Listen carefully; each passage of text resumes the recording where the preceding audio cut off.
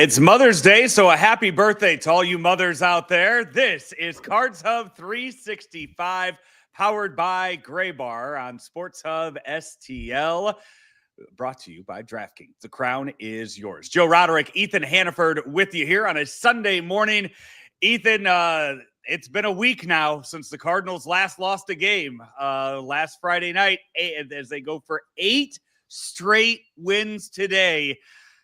Just kind of came out of nowhere. The opponents have helped a little bit, but Cardinals playing some outstanding baseball right now with their with the 4-2 win yesterday, and have a really, really good opportunity today once again to creep a little bit higher in those NL Central standings. Yeah, you remember a couple years ago when the Bucks won the Super Bowl, and after there was that video going around of Gronk and Brady walking like to the bus, and they're both kind of just like shrugging their shoulders. They don't really say anything, but you know exactly what they're like trying to say through that video. That's kind of what I feel like right now is like the Cardinals. It's just kind of like, hey, like we're doing the thing, like it's happening, and like and but it feels good too. Like it's refreshing to see that happening in St. Louis, because it has been a while since the Cardinals have been able to string together this many wins. And I think that when you compare this point in the season to the last couple of years, it's off to a much better start for the Cardinals, which I think tells you that they are actively moving, and they are actively progressing in a better direction as an organization. They're getting closer to that point. Are they there yet in 2025? I think most people would still say probably not, but that's to be determined. If they keep playing like they are, then who the heck knows? I mean, during this stretch, we've seen them beat New York twice, the Mets, the Pirates 3 times, and now the Nationals twice. And you can argue that 5 of those wins are games that they should win, but that's part of the game, is beating teams that you should be able to beat. So, kudos to St. Louis for putting away the teams that I'm sure they feel as though they should be winning these games. They have high expectations for themselves, but things have worked very well for this club. I mean, you look at how well the pitching has been performing here of recent. I think it was 26 straight innings at one point that they had not allowed a run. Are you freaking kidding me? Come on. I mean, that streak ending yesterday when Andre Palante allowed a 2-run home run against Dylan Cruz. But, I mean, you look at his stat line from yesterday, 7 1/3 innings thrown, a 2-run ball, 5 hits scattered along, and 2 of them came in the 8th inning. No walks, which is extremely encouraging, and 7 strikeouts. Andre getting in on the K. So we love seeing that as well. It just goes to show that, I think that winning is contagious. And for a guy like Andre Palante that has been having his struggles as of late, has not looked like the same Palante that we saw in 2024 or even earlier in the year that we've seen at times this year. When winning can be contagious, and when you're constantly working on different things and you have that momentum, I think it can feed from pitcher to pitcher at times, which kind of goes along with the saying, momentum is only as good as your next day's starting pitcher. And right now, each day for the past 7, the next day's starting pitcher has been pretty dang good for St. Louis, and they'll try to match that again here today with Miles Michaelis, who, you may hate hearing me say it, but St. Louis, Miles Michaelis looked pretty dang good for St. Louis in large part in 2025. So if he can continue that on today against Mackenzie Gore, who's going to be probably outside of Paul Skeens, the best pitcher the Cardinals will have faced during this 8-game stretch, then this will be a solid win today for St. Louis. Yep. Lineups coming out in just a bit. We'll show those to you, read them off to you as well. But Ethan, you mentioned it. Momentum being is just as good as the next day starting pitcher. When we were talking about how bad this team was early in the year, the frustrations earlier in the season, what did it keep coming back to? What was the thing we kept saying the issue was with this with the team in the beginning of the season? It was a bullpen. I mean, the bullpen was the biggest issue. Yeah. So listen to this. The last 7 games, the last 7 wins of the Cardinals, that is 63 innings of baseball that they have played in those games. You take the starting pitchers, the 7 starts, And then let's also just add in, just because, let's also add in Michael McGreevy's 5 1/3 that he pitched last Sunday, because Heck yeah. up here to be a starter, they used him as a secondary starter. He went 5 1/3 in that game. So that is 63 innings of baseball. Your starting pitching plus Michael McGreevy pitched 49 of those innings. 49 of those 63 innings, which means in the last 7 games, you've needed to rely on your bullpen for 14 innings. Good math. Good work. Yeah, that's but it's just so, it's one of those things where when you speak it out, when you go in with a game plan and things work with a game plan, it just, I mean, it makes such a difficult game to play. It just simplifies it. And it just, if you're able to simplify this game of baseball, it seems like it just comes to people so much easier. Yeah, well, I mean, you do the math. I mean, Yeah. 49 of 63, that's 7 of 9 innings. So I mean, Yeah. you're setting your bullpen up for success, which is something that we didn't see last year. It almost felt a little bit opposite last year in the sense that the starting pitching was so poor, but the bullpen was carrying the water so much that they gassed out during after the first several months of the season. Now it feels like the starting rotation is carrying for not that this is the intention. They're just going out there, they're eating innings, they're playing baseball, but it's leading to the care of the bullpen. And despite a bad start from your back end, now things are starting to smooth out, and some of those pieces are starting to perform a little bit better.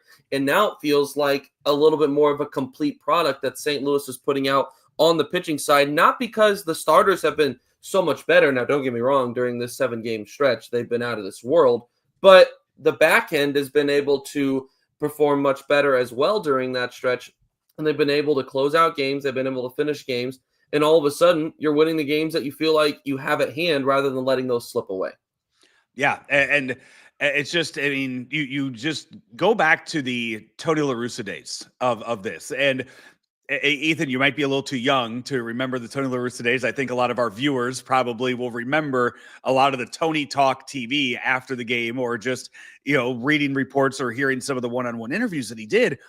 He had that ability to break down a game and look and think 4 or 5 innings ahead as to how things would play out.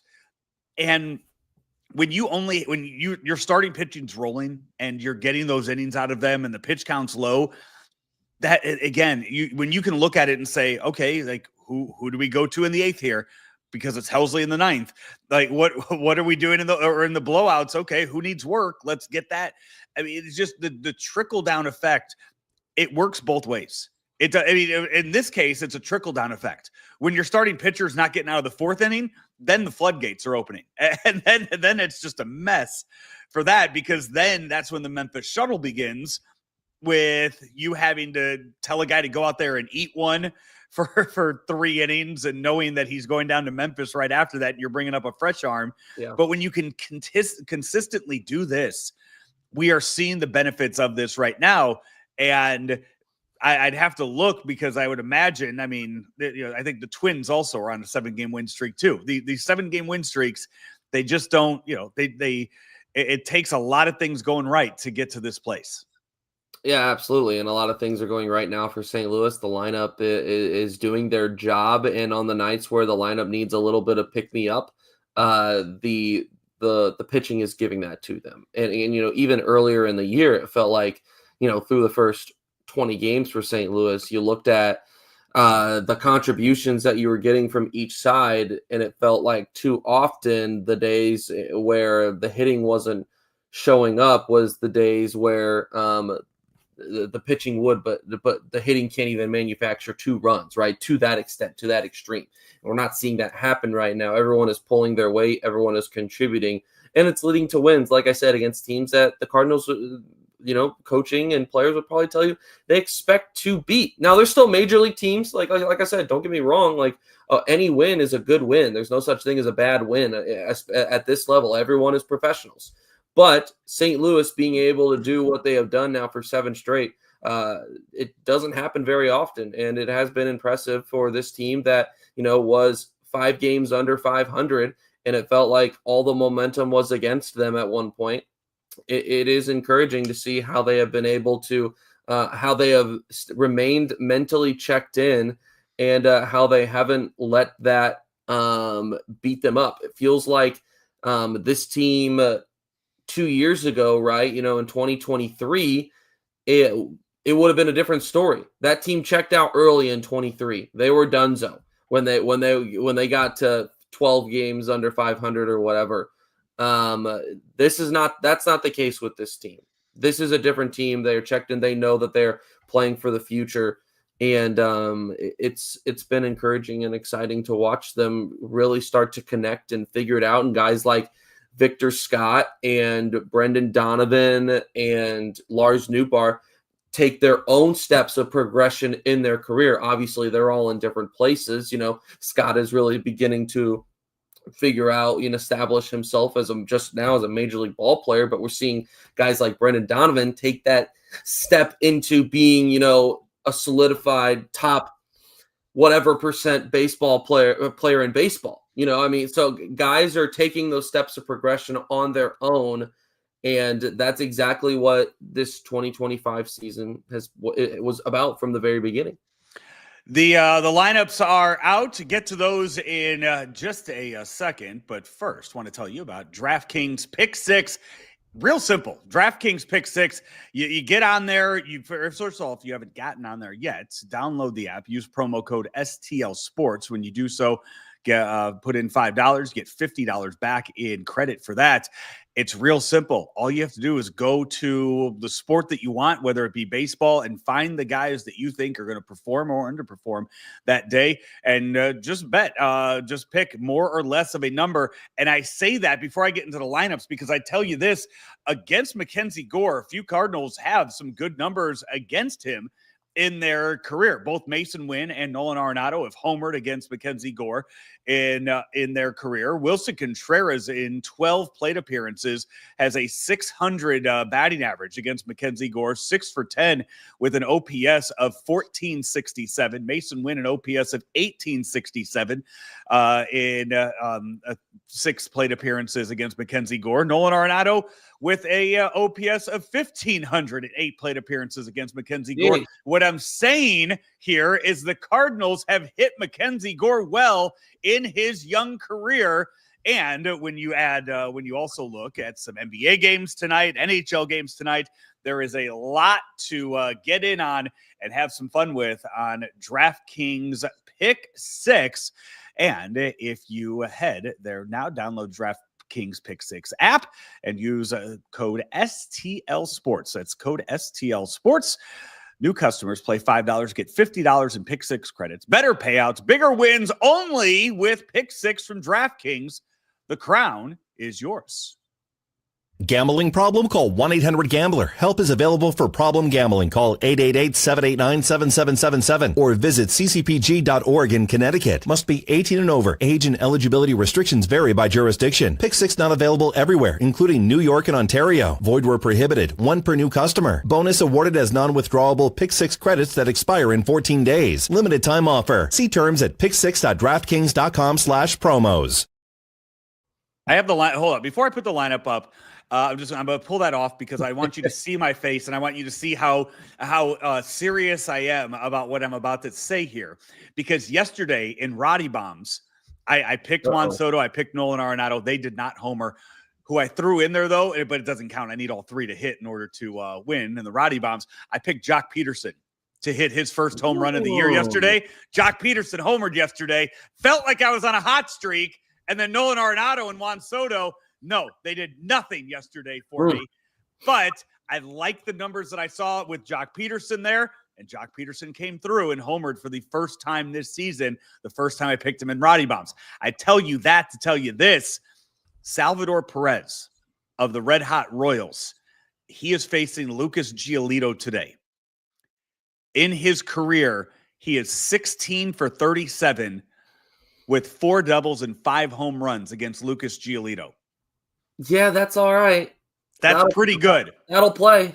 Yeah. Sal Perez is going to be in the Roddy Bombs today. I think I might throw Mason Wynn in there. I think I might put Mason Wynn into the Rody Bombs today. Hey, I'm feeling it. He's got one against him. He's up there, top of the order. Maybe jump on something first inning and just start me off real nice. Baby. Set the tone on for the moms out there. Yeah. So we'll see about MLB.com, by the way, or MLB, the Instagram page, posted a bunch of pictures of players with their moms and added Lars Nootbaar into the mix of all of that. So MLB loves Lars Nootbaar. So they threw him up there. Here's your lineup for today, 12:35 start time for this one. Lars Nootbaar is in left field. And leading off, Mason Wynn at short, Brendan Donovan at second, Nolan Arenado at third, Wilson Contreras at first, Ivan Herrera DHing, Joel Pozo is behind the plate, Jordan Walker back again in right field, and Victor Scott II is in center. Ethan, this is a few things with this. We see here Jordan Walker. They told him, "Hey, you're going to be in there. We're sticking with you, especially against lefties."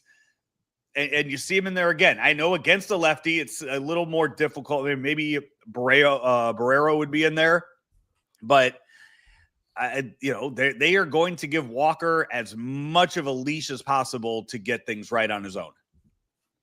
Yeah, I mean, you said it. This is the Cardinals have been pretty public. Ollie has been pretty public about how they've gone about, lineup construction and guys knowing days that they're going to be off, guys knowing days that they're going to be in the lineup. Obviously, right now, what they're going through with Jordan Walker is unique, doing a lot of work off the field, in the cages, trying to learn how to hit those pitches that he has not been disciplined to being able to hold off on, or being able to learn how to hold off of them as well. The breaking balls outside specifically. So they've been doing a lot of work behind the scenes with Jordan Walker, which is why we haven't been seeing him nearly as much. But he's in there today. They're still gonna be, as he continues to work through these things, he's still going to be in there. Whether it be 2 times, 3 times a week, they're still going to find. They're going to still try to keep him fresh, even if the production isn't necessarily there.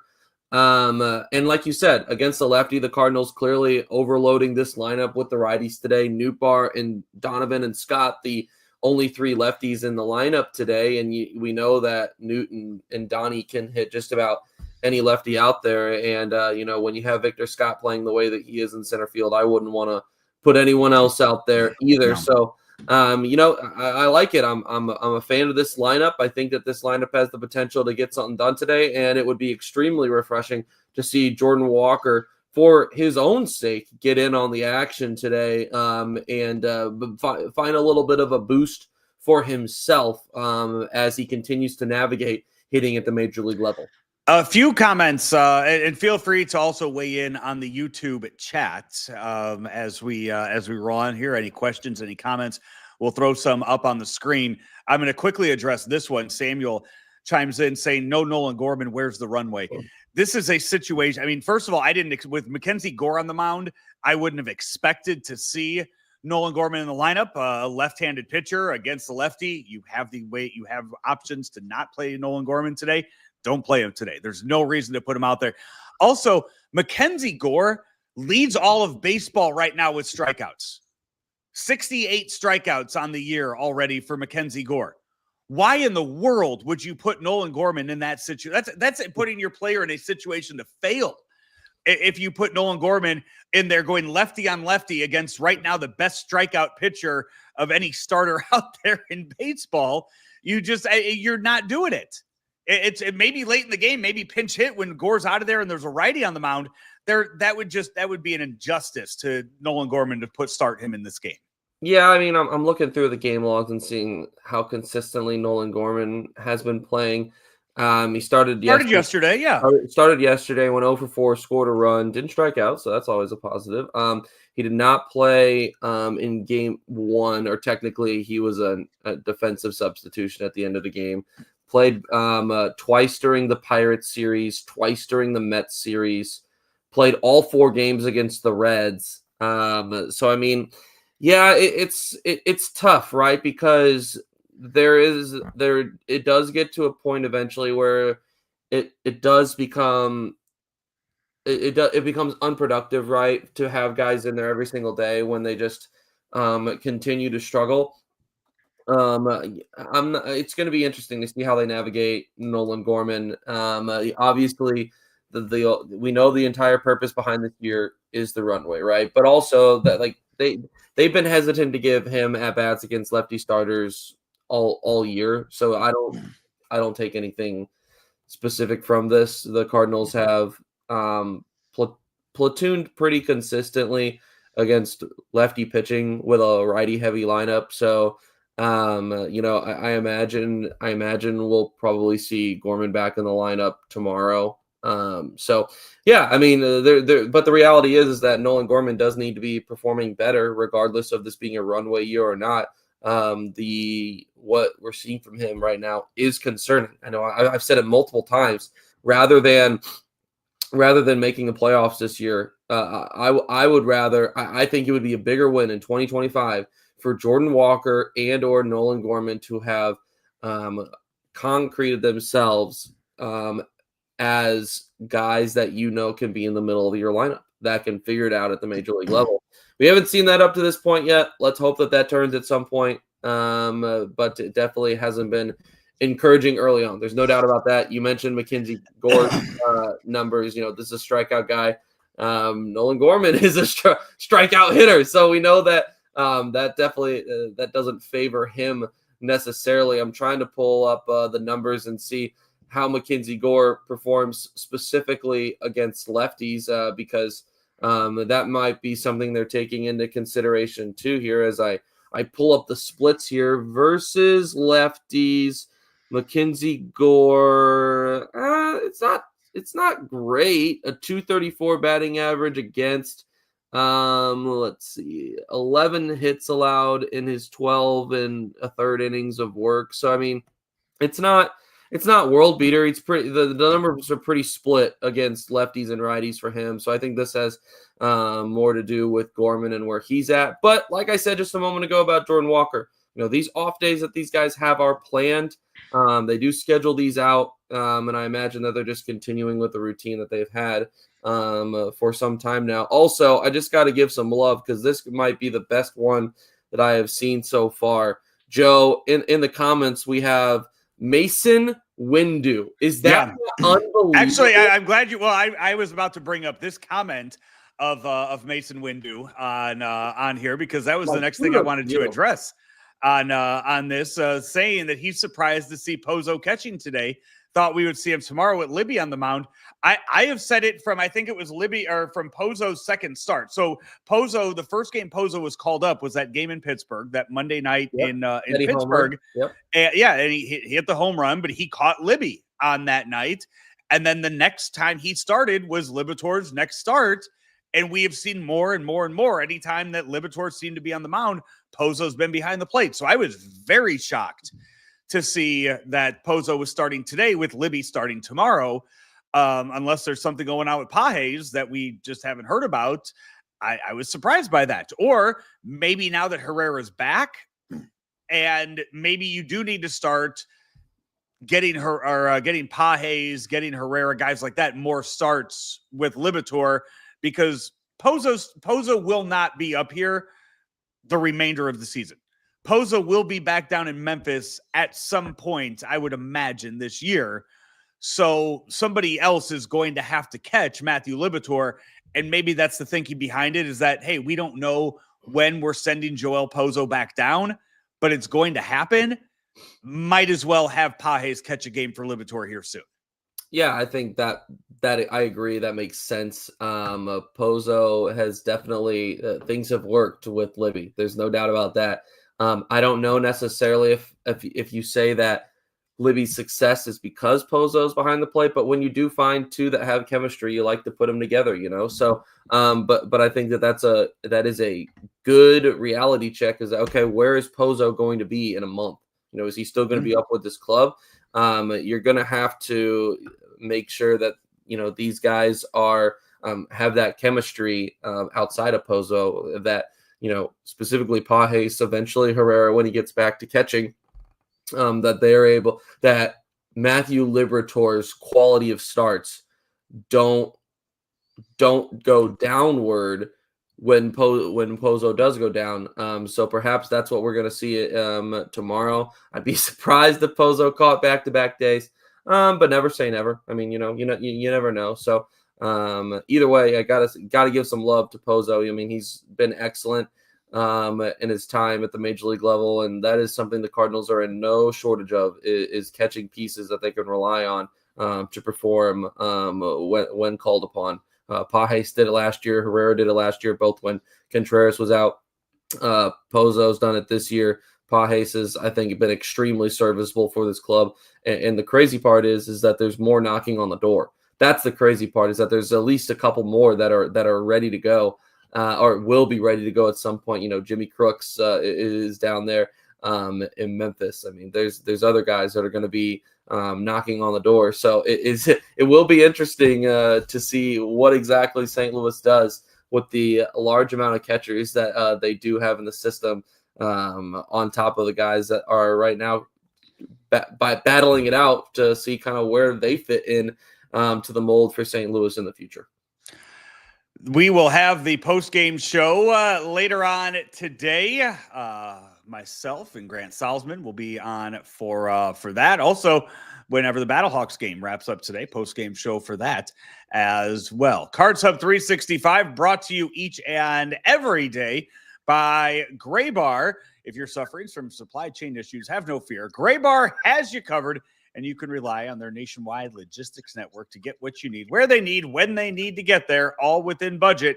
Visit graybar.com to start an order today. That's graybar.com to fix those supply chain issues with Gray Bar. We will wrap it up for you today. Post-game show coming up minutes after the final out of today's ball game. Again, if you just joining us, want to wish again a happy Mother's Day to all the mothers out there watching us in Cardinal Nation. He is Ethan Hannaford. I'm Joe Roderick. Talk to you next time right here on Sports Hub STL, brought to you by DraftKings. The crown is yours.